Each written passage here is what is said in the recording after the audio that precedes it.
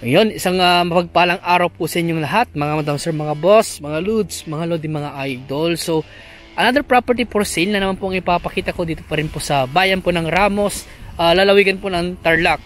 So, ito po ay meron pong sukat na kulang-kulang 6 na hektarya daw po. Pero sabihin na natin 6 hectare po more or less. So, ito na po yung property na binibenta simula po dito sa bahod na ito, itong poste na to.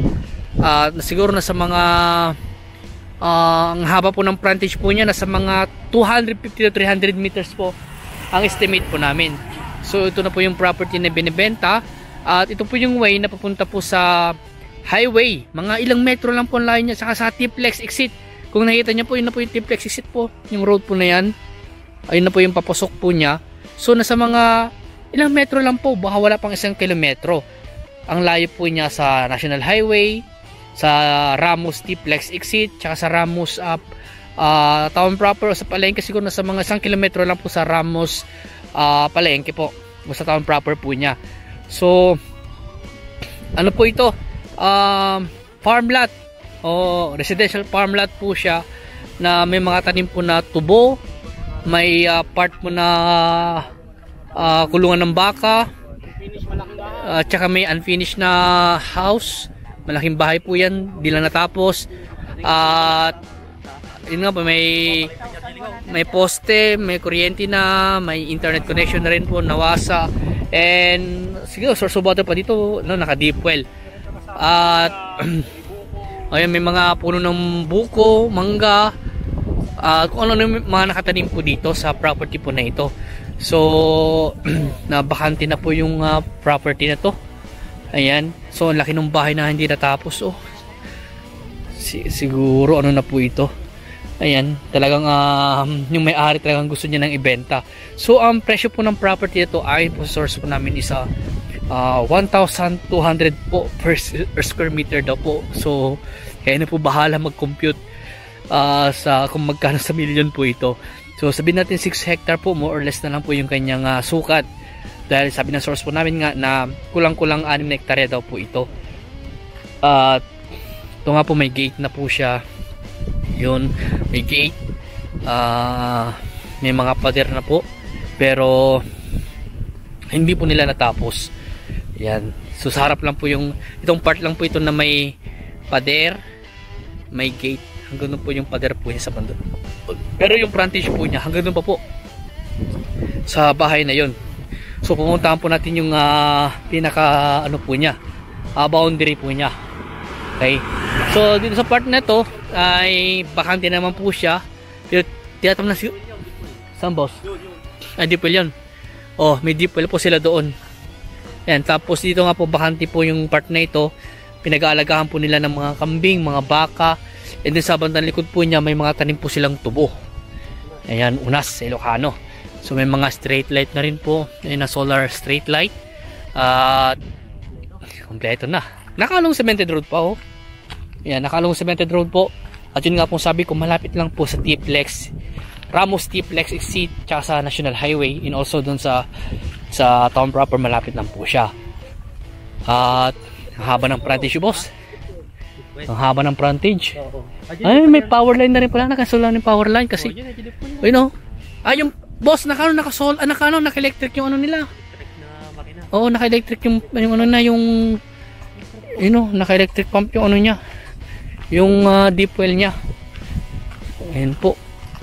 So, maganda itong property nito. Sa mga naghahanap po dito ng pang ano po nila, pang investment, or sa mga naghahanap po ng pag-subdivide, baka pwede siguro to. Pero yun nga po sabi ko, baka cash basis po ang gusto po ng seller po dito. Ayan. So tinanong po namin sa source po namin kung meron silang copy ng title, hindi pa daw sila nakakakuha. So tinuro na lang po sa amin itong property na ito.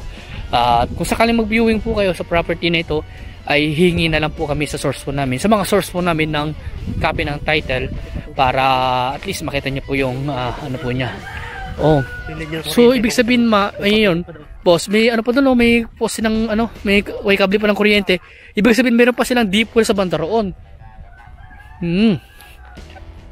Yung mangga na yan boss, kasama yung mangga na yan. Baka madali yan, baka may isama. Kasi sabi ng source natin boss, yung pader daw dyan, tsaka yung bakod dyan, gumanon daw kasi nagpasorbi yata sa kabila. Ay, may school, ba school na siguro yan, no? Elementary school siguro yan, boss. Yung andyan.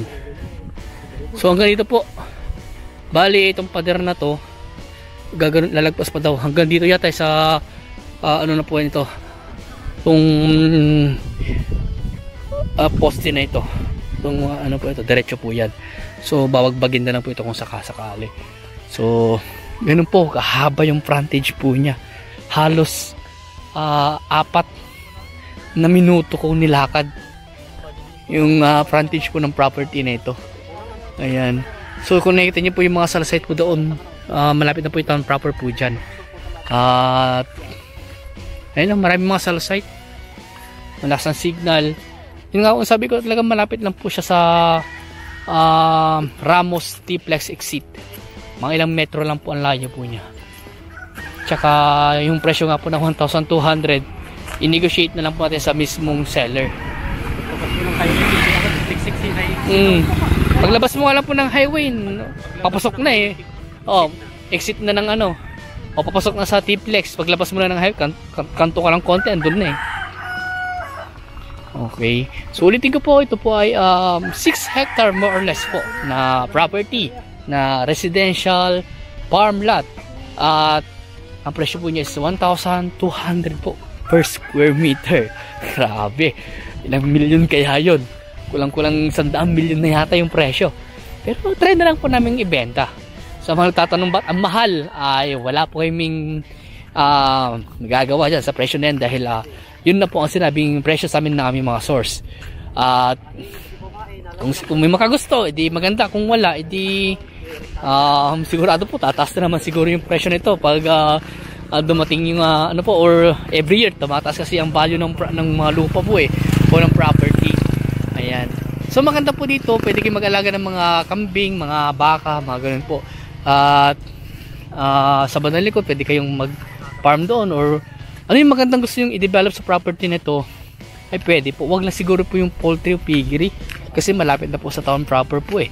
Tsaka malapit na rin po sa ano, at also mga kabahayan na rin po kasi dyan sa Bandarian. So baka hindi po pwede siguro ang poultry o piggery po dito. Ayan. So kung may katanungan po kayo sa property na to, tawag lang po kayo sa akin. At kung gusto mo mag-viewing, mag-schedule lang po kayo ng viewing para masamahan po namin kayo dito sa property na ito. Available po ako Monday to Saturday po for viewing. Sunday po kasi nakalaan po yung araw na yun para sa paglilingkod natin sa ating Diyos. Ayan po. So hanggang dito po muna. So please follow and subscribe para sa ibang mga property na iba-vlog po namin. So maraming salamat po and God bless.